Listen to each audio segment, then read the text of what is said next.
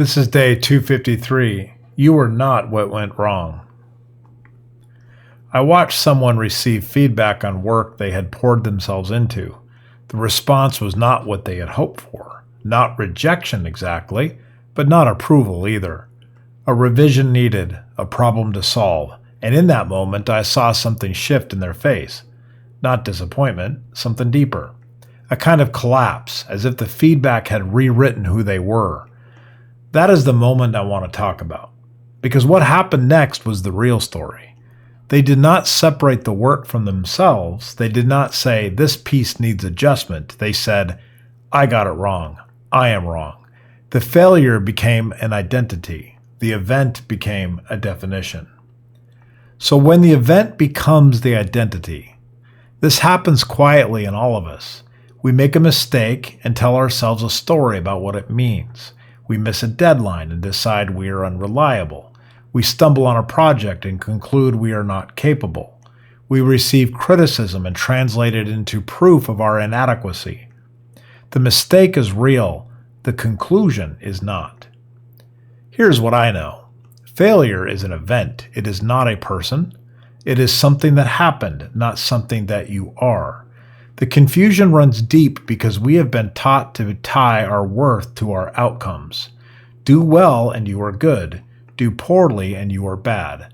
Win and you matter. Lose and you do not. We internalize this so completely that we stop seeing the difference between a failed attempt and a failed self. We treat them as the same thing, but they are not.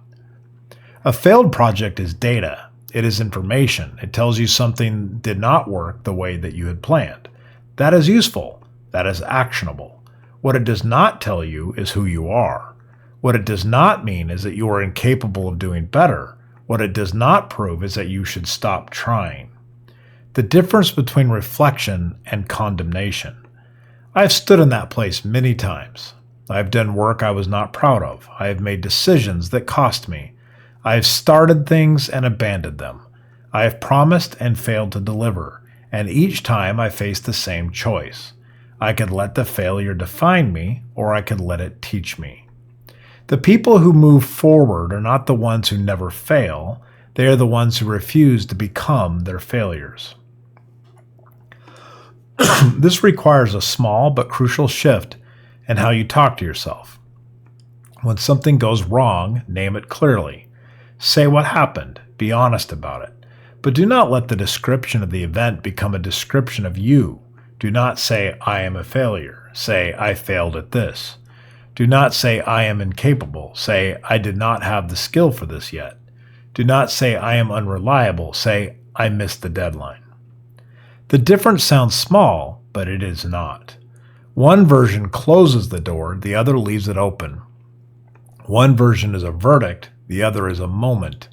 One version becomes your story, the other becomes a chapter you learn from and get past. Failure is an event. It is not a person. It is something that happened, not something that you are.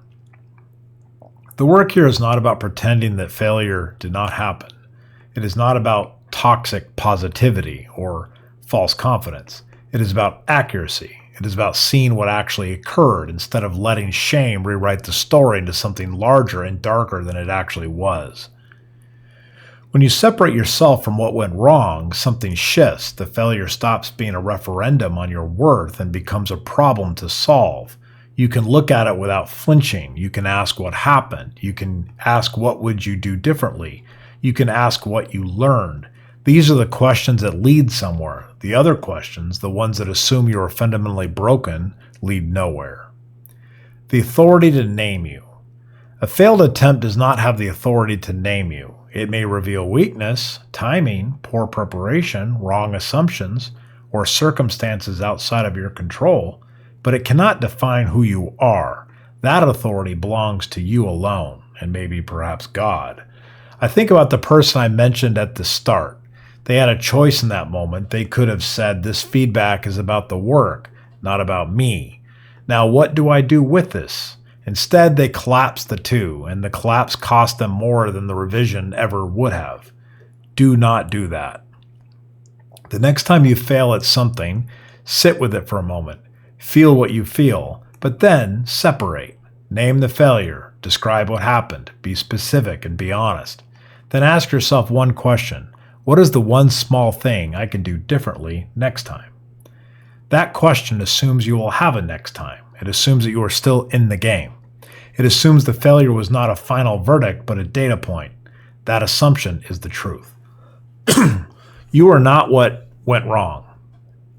You are what you do after it goes wrong. You are the person who looks at the failure, learns from it, and tries again. That is who you are, not the mistake, but the response.